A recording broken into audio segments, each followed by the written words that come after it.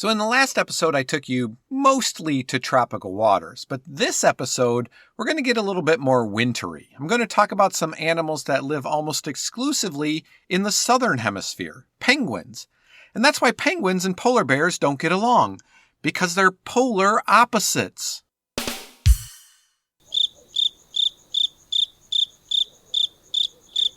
Because polar bears live in the northern hemisphere and penguins...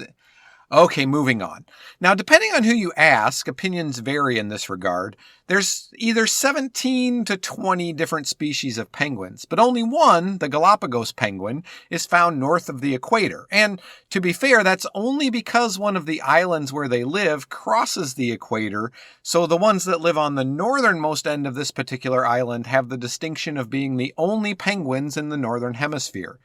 But all penguins spend roughly half their lives on land and half in the sea, and they're adapted to survive in some of the harshest conditions that the planet Earth has to offer. So zip up your coat and put on your warmest boots because we're heading to Antarctica to learn more about those flightless fowls, penguins. I'm your host, Tim the Nature Nerd O'Hara, and this is the Dispatches from the Forest podcast.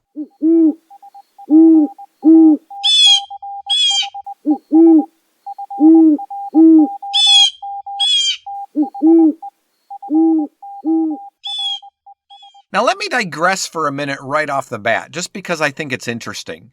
The scientific classification, Penguinus impennis, which translates to penguin without flight feathers, actually refers to a now extinct bird called the great auk. The word penguin first appeared in literature in the 1700s as a synonym for the great auk. The great auk was a flightless aquatic bird, but it lived in the northern Atlantic, and it looked remarkably similar to the birds we now know as penguins, which is why when European explorers, who were familiar with the great auk, saw penguins, they called them by the same name, although penguins and auks are not closely related at all. This is an example of what's called convergent evolution, when similar adaptive features evolve in different species. Now, the great auk, given its northern hemisphere range, was almost certainly hunted by polar bears, but it went extinct in the mid-1800s primarily due to humans hunting them for their down in order to make pillows. You heard that correctly. Humans drove this bird to extinction for a more comfortable night's sleep. In the Antarctic, penguins have no natural land predators, although some predatory birds may feed on eggs and hatchlings. As a result, penguins have very little fear of people and may approach to within a few feet of Antarctic visitors. This tendency might have proved fatal for the penguins as it did for other flightless birds like the dodo and the great auk, which were wiped out centuries ago by ship crews who took them for food and the aforementioned pillow stuffing. But Antarctic penguins got lucky. The dangerously rough seas and harsh climate of the Antarctic made it a penguin haven by preventing humans from setting foot there until the 1800s. But penguins have been around for a long time. The oldest known penguin species date back about 62 million years. Found in New Zealand, fossils of this species show that it looked something like a loon with short wings adapted for diving and not for flight. The largest known penguin species, the uncreatively named giant penguin, lived about 37 million years ago. It stood over 5.5 feet tall and weighed roughly 200 pounds. Penguins are superbly adapted to life in the water. Their wings have evolved to become flippers, useless for flying, but in the water, penguins are incredibly agile. A swimming penguin actually looks in many ways like other birds do in flight. Gen 2 penguins are the fastest underwater birds in the world, capable of reaching speeds of about 22 miles an hour when hunting for food or escaping predators. Like most animals that are adapted to be great swimmers, penguins are not nearly as capable when it comes to moving on land. Penguins waddle on their feet, or to move faster across rocky terrain, they do a 2-footed hop. Penguins also do something called tobogganing, sliding on their bellies across the snow, using their feet to propel and steer themselves. I gotta say, if I was a penguin, tobogganing would, without a doubt, be my preferred method of getting around on land. All penguins are camouflaged with what's called countershading. They have black backs and wings and white fronts. A predator looking up from below would have a hard time distinguishing between the penguin's white belly and the reflective surface of the water. Likewise, a predator looking down from above would have trouble telling the difference between the penguin's black back and the darkness below it. Now, penguins are carnivores. Most penguins feed on krill, fish, squid, crustaceans, and other sea life that they catch with their bills and swallow whole while swimming. Penguins have spiny tongues and powerful jaws to grip slippery prey. Penguins will drink fresh water if it's available, but they can also drink seawater if fresh water isn't available. Not to mention the fact that when you hunt by swimming in the ocean and swallowing your prey whole, swallowing some seawater is pretty much inevitable. But like sea turtles, penguins have a gland called the supraorbital gland. This gland filters the salt out as the bird takes in seawater through its beak. The resulting salty brine is then expelled through the beak and nasal passages, often making the penguin look like it has a runny nose. Penguins will shake their heads or sneeze to help get the brine out. The supraorbital glands are very efficient, and the expelled brine can be 5 times saltier than the penguin's other body fluids. To survive in cold environments, penguins have a few strategies that, if you've listened to recent episodes of this podcast, might seem familiar. First of all, they have a thick layer of insulating feathers to help keep them warm. They preen their feathers frequently, distributing oil from a gland above the tail throughout their feathers to keep them waterproof. Not only that, but they have a mechanism for countercurrent heat exchange, something I talked about in episode 37 on reindeer.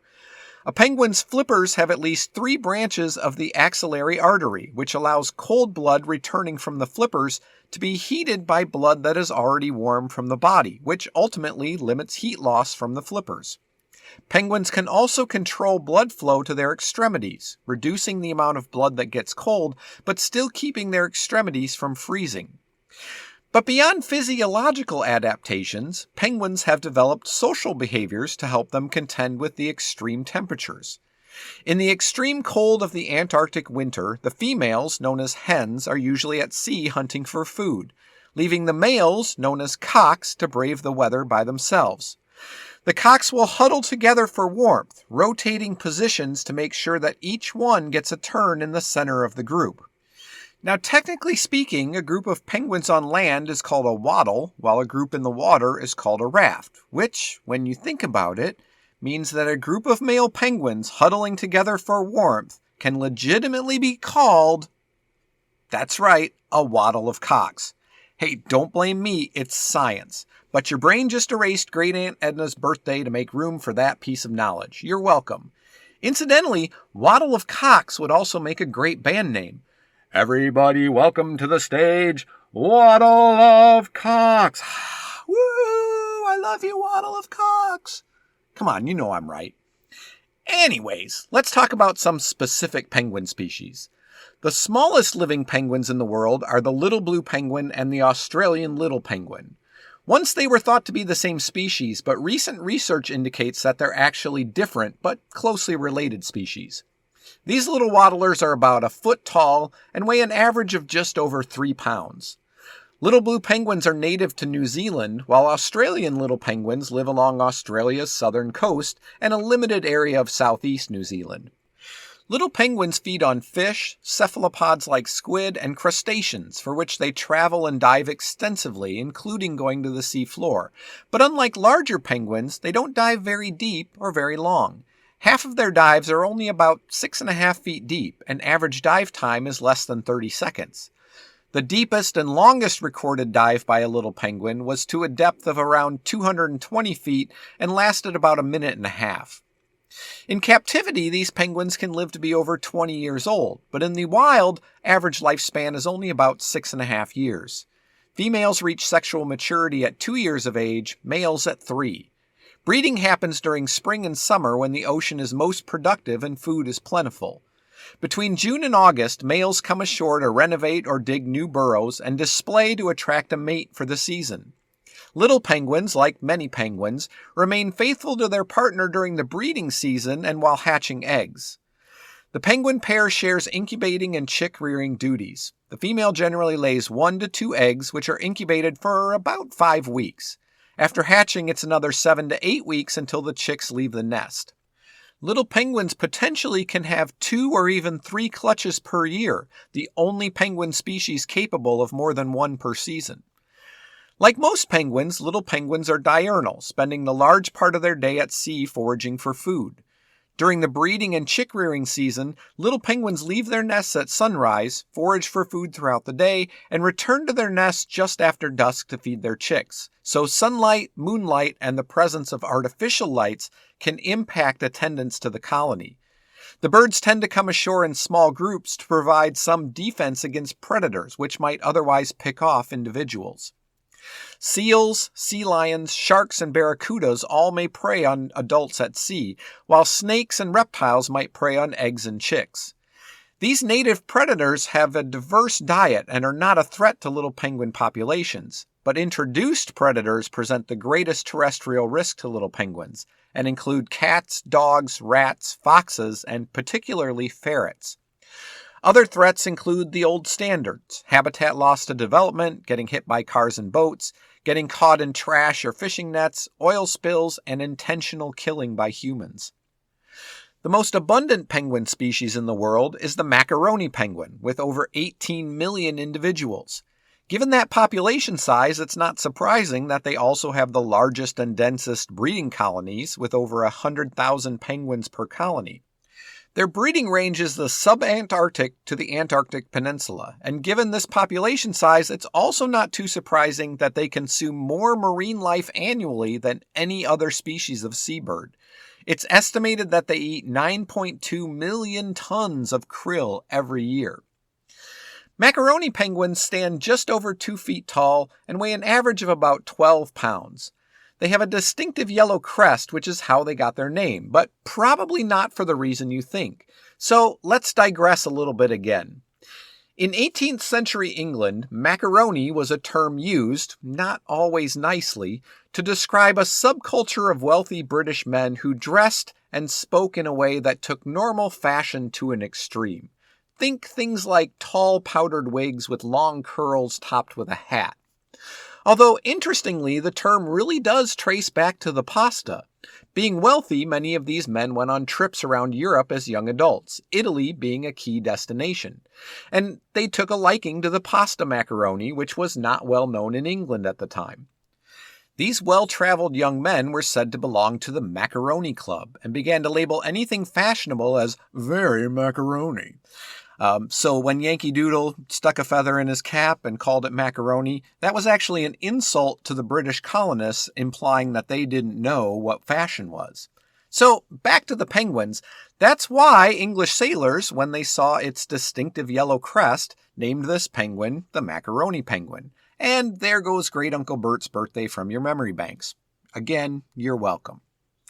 When diving for food, macaroni penguins average between 50 and 200 feet in depth and about 2 minutes per dive. Their dives are V-shaped and no time is spent on the bottom. Like some other penguin species, they're known to swallow small rocks. It's been speculated that they do this to either provide ballast for deep dives or to grind up food, especially the shells of crustaceans, which make up a large part of their diet. Seals and orcas are the primary predators of adult macaroni penguins. Macaroni penguins molt once per year, shedding their old feathers and growing new ones. About 2 weeks before the molt, they'll accumulate fat since, once they start to shed their old feathers, they can't get back in the water to hunt for food. It takes 3 to 4 weeks to complete the molt. After the molt is complete, they go back to the sea and return to their colonies to mate. Macaroni penguins breed in October and lay eggs in November. Keep in mind that in Antarctica, this is the spring and beginning of summer. Macaroni penguins live 12 to 15 years in the wild. Female macaroni penguins mate at about age 5, males at age 6. The female will generally lay 2 eggs each season, with the second egg being slightly larger than the first. When the second, larger egg is laid, the female tips the smaller egg out of the nest. Only the larger egg is incubated. The task of incubating the egg is divided into 3 roughly equal sessions of around 12 days each over a 5-week period. In the first session, the parents take turns incubating the egg. In the second session, the male goes to sea, leaving the female alone. But he returns for the third session, and the female goes to sea. and doesn't come back until the chick is hatched. During breeding, both sexes go without eating for considerable periods of time. The male fasts for about 5 weeks after his arrival on the breeding grounds until he returns to the sea, and for another 5 weeks or so after his return from the sea for the final incubation session. The female fasts for about 6 weeks from her arrival on the breeding ground until she returns to the sea. Both adults will lose 35 to 40% of their body weight during this period. After the egg hatches, the male cares for the newly hatched chick. For about 25 days, he'll protect his offspring and help keep it warm, since only a few of its feathers have grown in at this time. The female brings food to the chick every day or two. When they're not being protected by the adult male penguins, the chicks form creches to help keep warm and stay protected. Once their adult feathers have grown in, at about 60 to 70 days, they're ready to go out to sea on their own. Macaroni penguins leave their breeding colonies in April or May, again the Antarctic autumn, and disperse into the ocean. They'll spend the next 6 months at sea, not coming ashore at all. Studies have documented macaroni penguins traveling over 6,000 miles during that time. So the last species I want to tell you about is the largest of the penguins, the emperor penguin. Emperor penguins stand just under 3.5 feet tall and weigh about 100 pounds. They have a circumpolar distribution in the Antarctic, found exclusively between 66 and 77 degrees south latitude. Emperor penguins are the deepest diving of all the penguins. While hunting, emperor penguins can remain submerged for about 20 minutes and dive to a depth of 1,700 feet. It has several adaptations to facilitate this, including an unusually structured hemoglobin that allows it to function at low oxygen levels, solid bones, and the ability to reduce its metabolism and shut down non-essential organ functions. The emperor penguin is the only penguin that breeds during the Antarctic winter, the coldest environment of any bird species. Air temperatures can reach well below -40 degrees Fahrenheit, winds can blow nearly 90 miles an hour, and the water temperature is around 29 degrees. Breeding colonies are usually in areas where ice cliffs and icebergs provide some protection from the wind, on stable pack ice near the coast and up to 11 miles offshore. Emperor penguins will trek between 30 and 75 miles over the ice to the breeding colonies, which can contain several thousand individuals. The female lays a single egg, which is incubated by the male for just over 2 months, while the female returns to the sea to feed. When she returns, the parents take turns foraging at sea and caring for their chick in the colony. When an emperor penguin mother loses a chick, they'll sometimes attempt to steal another mother's chick, usually unsuccessfully, because other females in the vicinity will help the defending mother in keeping her baby. Like other penguins, emperor penguins don't mate for life. This is a common misconception, but they do have only one mate per season and are faithful to that mate during the breeding season. Emperor penguins can live 20 years in the wild. So some final fun facts about penguins. You might be wondering, in these large penguin breeding colonies, how are mated pairs able to find both each other and their chicks in a sea of nearly identical penguins? And the answer is acoustically. They can actually identify each other's calls out of the thousands of other penguins calling around them. Scientists literally call this the cocktail party effect. It's like when you're in a room of noisy conversation and you hear your name mentioned from across the room. This ability ensures parents feed their own chicks and not somebody else's. And emperor penguins have the widest variation in individual calls of all the penguins. Vocalizing emperor penguins use 2 frequency bands simultaneously. Chicks use a frequency-modulated whistle to beg for food and to contact their parents. Penguins are also one of the many animals that are known to form long-lasting same-sex relationships. These couples have been documented adopting abandoned eggs and incubating them as their own. And with that, my fine feathered but flightless friends, will end this episode. Thank you for listening. I hope you enjoyed it. Make sure to work the phrase "waddle of cocks" into conversation this week. Also, please make sure to like and subscribe to the podcast. If you're enjoying the podcast and want to support future episodes, please consider becoming a patron. You can do that by going to patreon.com/dispatches from the forest. Donations can also be sent via PayPal to dispatchesfromtheforest@gmail.com, which is also where you can email me with questions, comments, and suggestions for future episodes. For additional content, follow Dispatches from the Forest on Instagram, Facebook, and TikTok.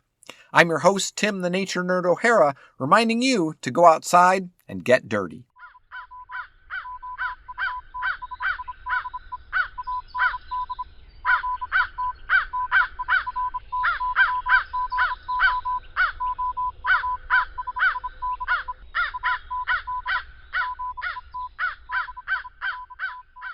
The Dispatches from the Forest podcast is a production of Dispatches from the Forest and may not be used or rebroadcast whole or in part without express written permission. Waddle of cocks.